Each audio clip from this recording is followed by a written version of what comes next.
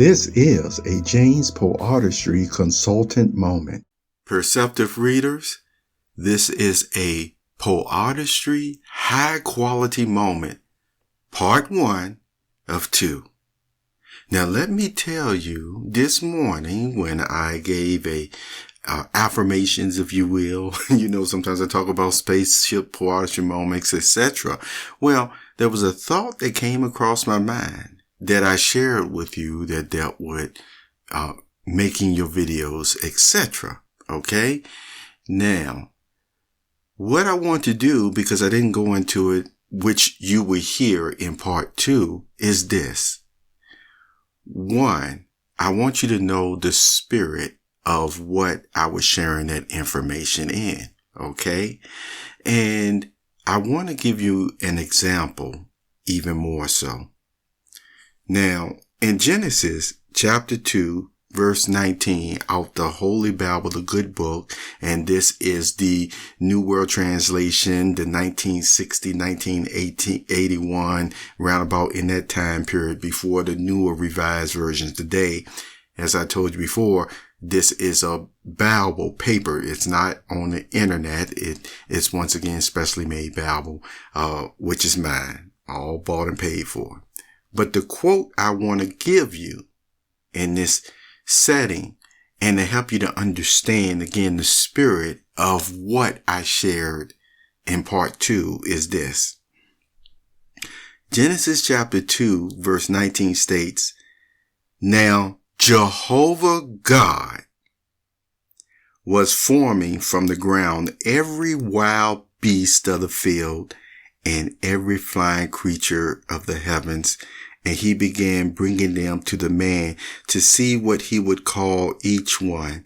And whatever the man would call it, each living soul, that was his name." Now, did you notice Jehovah God, who made the whole universe? I mean, you read through those creative days. And then even he made man himself, Adam. Everything was good. When he completed, you see those creation days, he said everything was very good. So here it is, Adam in the Garden of Eden, Jehovah having these thousands upon thousands of animals. Look how many we got on earth today. And what did he do? He started what? Bringing them to him. To what? See what he would name each one. See, isn't that something? 1, see, Jehovah God has a name. See, God has a name, who is Jehovah.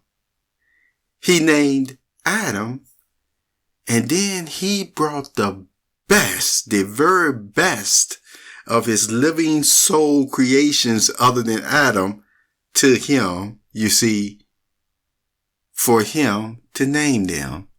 To see what he would name them.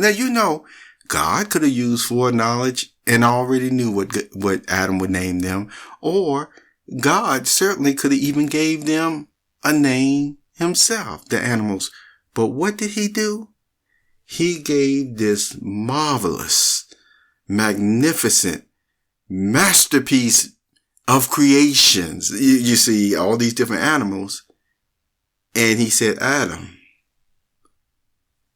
what do you want to name this one? And when Adam named it, what did God do? He let it stay that way. He gave Adam that assignment, that job. And guess what? He didn't micromanage him either. See, he already gave Adam this marvelous Garden of Eden in paradise.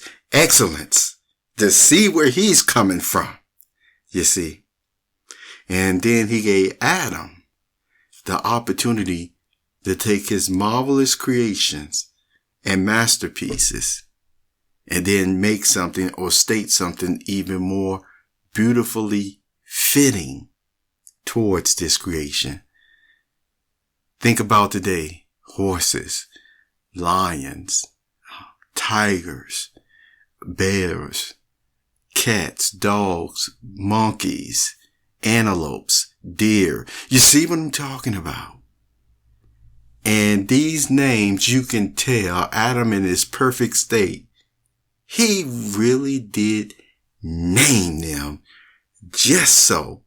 I mean, some people will probably look at the root words of some of these animals, so to speak, and what actions or verbiage, if you will, normally would fit with the name itself. But it goes to show again, Adam did his best with the resources he was given from God. Let's move on to Poeartistry High Quality Moment, Part 2. And this is also on the Spotify podcast platform. Okay. So just go to the next video or the next podcast after this. Have a wonderful day.